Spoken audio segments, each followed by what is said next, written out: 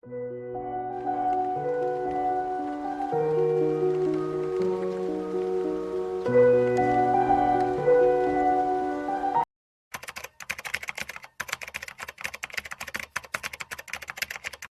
being an admired music teacher, Duong accepted to work as a call girl for money, fell into a spiral of crime, and became a death row prisoner at the age of 20.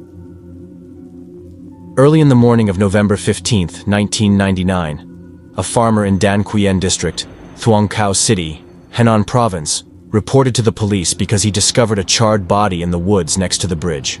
Forensic examination results showed that the victim was male, over 30 years old, about 1.7 meters tall, murdered, dismembered, and his body burned. Police only found a few exhibits at the scene: a burned cell phone, a lighter, pieces of cardboard boxes, and many pieces of clothing. Through inspection, the police found the brand of mobile phone and lighter belonging to a large local hotel. The remaining pieces of clothing were also traced one by searching throughout wholesale markets.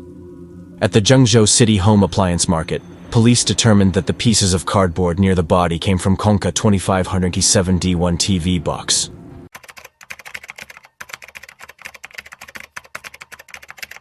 On November 27, the city television station reported on the search for the victim's identity. Two brothers named Thuong in Ha Ap district recognized the descriptive characteristics as very similar to their younger brother, who had lost contact.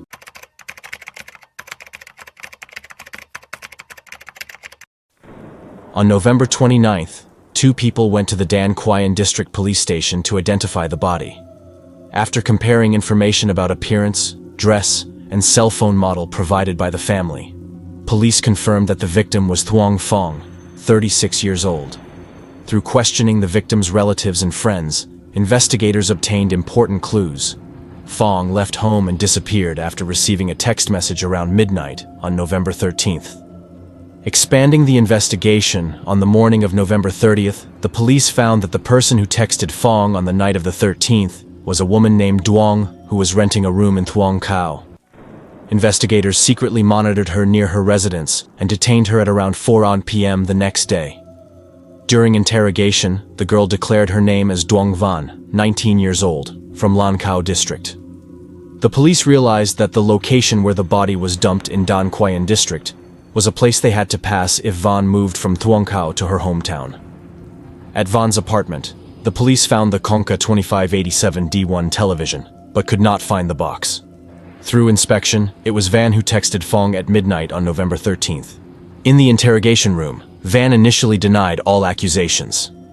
After 2 days and nights of psychological struggle, faced with much evidence, Van confessed to the crime and revealed that his accomplice was his 17-year-old brother.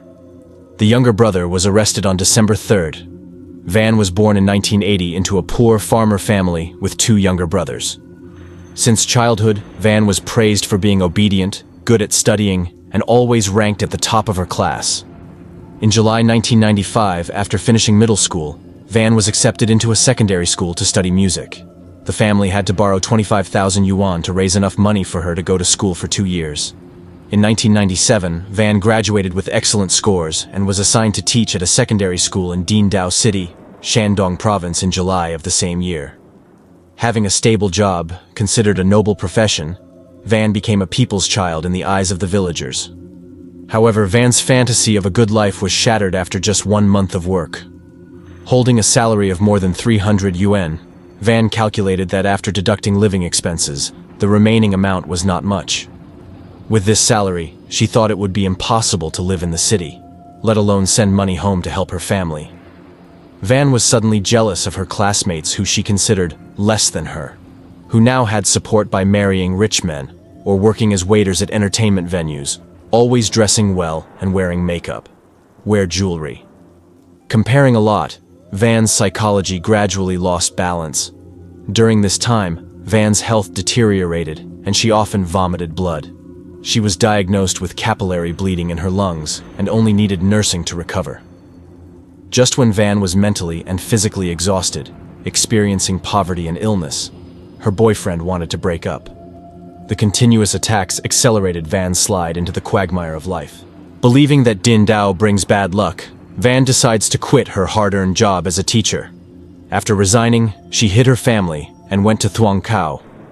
A few days of fruitless job searching, Van discovered that she had no other skills other than music knowledge, and a job was not as easy to find as she imagined. Having no choice, Van temporarily worked as a waitress at the hotel, with a salary of just over 300 yuan. Criticizing the low salary, she soon went to another hotel, but the salary was not high. A few months of wandering made Van feel regretful, longing for her first stable job, but it was too late. Unable to bear a life of poverty, Van took up work as a call girl at a hotel, from there falling into the abyss. While practicing, Van met a 42-year-old bank director named Lac. Lac's elegant appearance made a deep impression on her the first time they met. Not long after, Van became Lac's secret lover. For more than a year after that, Lac often took Van everywhere to have fun. At this time, Van has completely changed, from a shy girl to a wild girl.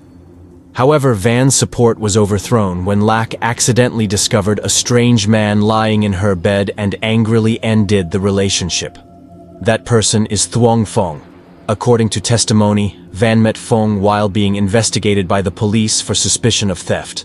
A friend of Van asked Fong, a member of the civil defense team, to assist police patrols, to help arrange relationships so that she could be removed from the suspect list.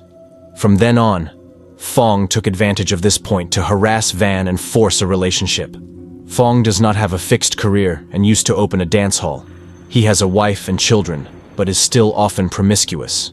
Van said Fong physically abused her and cheated her of money. He refused to return Van's 3,900 yuan savings book that was previously confiscated by the police station, using the excuse of needing money to entertain others to force her to reveal the password. When he returned it, there were only 2 yuan left in the book.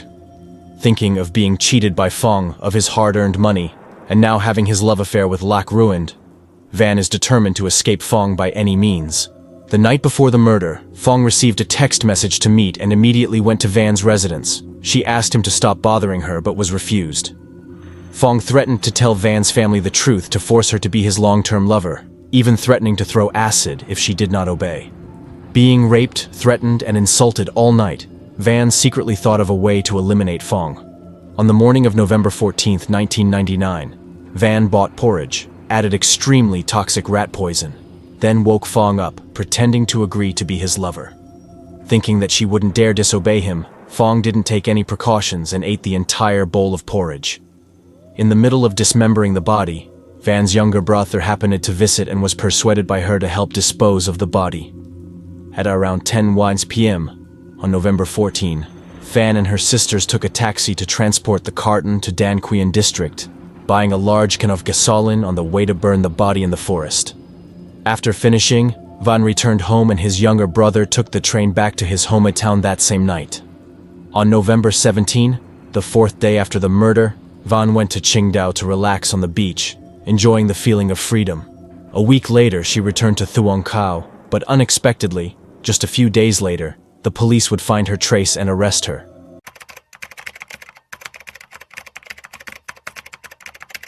In March 2000, Van was sentenced to death for intentional murder, and his younger brother was also punished by law for violating the body.